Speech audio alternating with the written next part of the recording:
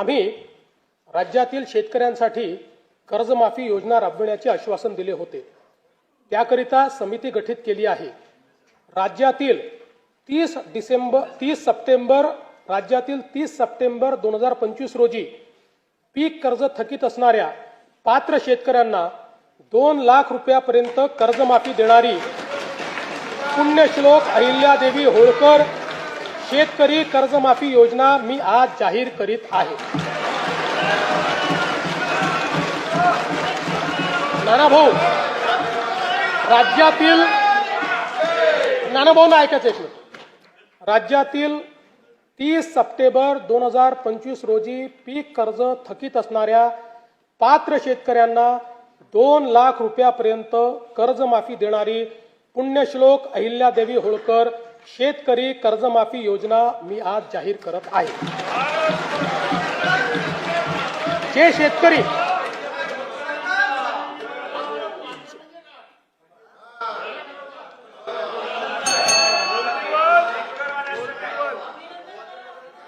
तुम्ही पण जाहीर केले तर पात्रच म्हटलं होतं, पात्रच म्हणावं लागतं, अपात्राला देता येत नाही।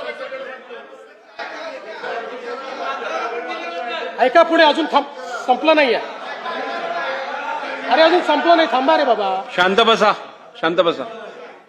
जे शेतकरी कर्ज घेऊन नियमित परतफेड करतात अशा शेतकऱ्यांना प्रोत्साहन देण्याच्या हेतूने नियमित कर्ज परतफेड केलेली असल्यास अशा पात्र शेतकऱ्यांना 50,000 रुपयापर्यंत प्रोत्साहनपर लाभ देण्यात येईल। कर्जमाफी तसेच प्रोत्साहनपर लाभ देण्याबरोबर कोकणाला हे जास्त महत्वाचं आहे, कारण कोकणातले लोक सगळे कर्ज परत करतात।